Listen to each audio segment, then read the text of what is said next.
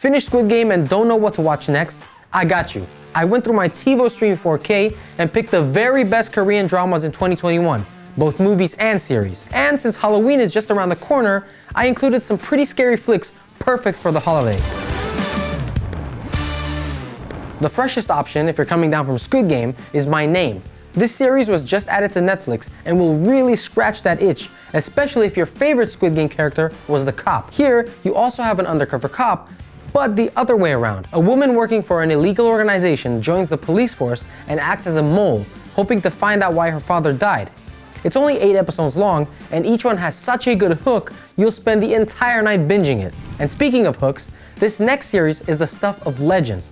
I haven't had this much fun with a show since the first season of How to Get Away with Murder, and so little sleep, I'm surprised that I'm still somewhat coherent. I binge-watched Law School all of last week, and I gotta tell you, it's amazing. It's a courtroom drama on steroids with so many layers your brain won't have a chance to breathe for a second, and a fantastic murder mystery. I won't give away much, but I gotta tell you, you'll spend an entire weekend with your eyes glued to the screen. The same goes for Mouse too. Mouse is also a K-drama that came out this year, and it asks a cool question. What if you could deal with psychopaths in advance? No, not like Minority Report, but like that question of, if you could travel back in time, would you kill baby Hitler? And Mouse, they explore the mind of a psychopath and try to figure out if there's such a thing as a genetic predisposition to being one. With 20 episodes, I'd say this is an amazing detective serial killer series, since it doesn't slow down at any point. Now let's also see a couple of great Korean movies because, you don't always have the time to invest 8+ hours into stuff. If you love dystopias and heist movies, check out Time to Hunt.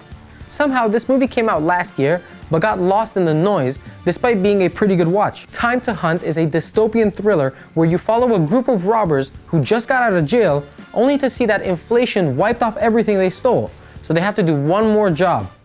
It's a bit long, but if you want some cool choreography a la John Wick, give it a play. Did you like Train to Busan? Then this next flick is for you. Psychokinesis is a superhero movie unlike most of them. It's not with zombies, unfortunately, because that would have been great this Halloween, but it's from the same person who brought you Train to Busan, Yeon Sang-ho.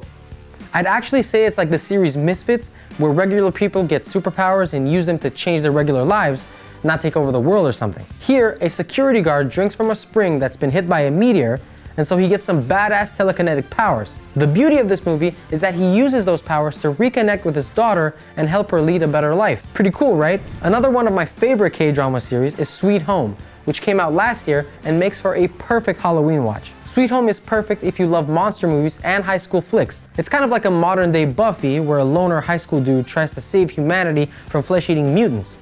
This is one colorful, surreal series with so much gore, even Kingdom is put to shame. If that's too scary for you, I have another serial killer K-series for you. Beyond Evil came out this summer, and it's a shame it did because everyone must have been at the beach and few talked about it properly. Beyond Evil has an amazing storyline. With so many red herrings, it's impossible to see the killer coming. And some of the best performances I've ever seen in a K-drama. Do you think the acting is somewhat over the top in most of them?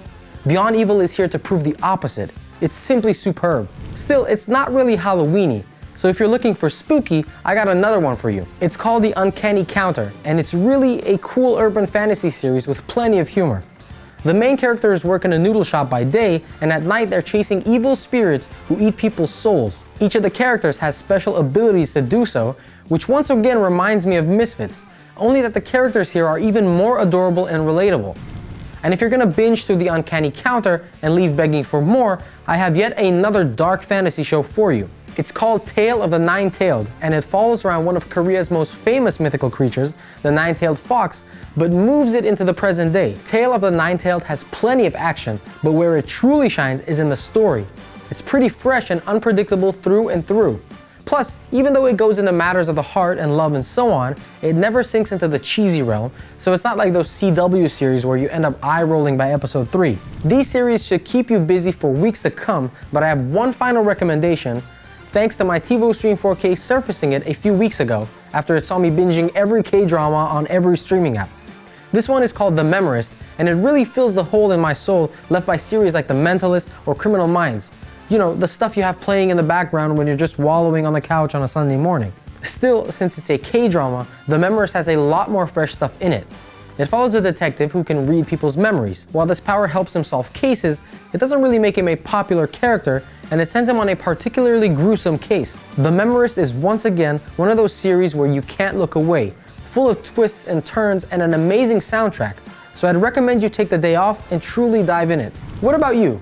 Do you know any great K-dramas to fill the void left by Squid Game? If I missed a great show or even a movie, drop me a comment below. And while you're there, a like and a subscribe would really help my channel a lot, so please do. Thanks, and catch you next time.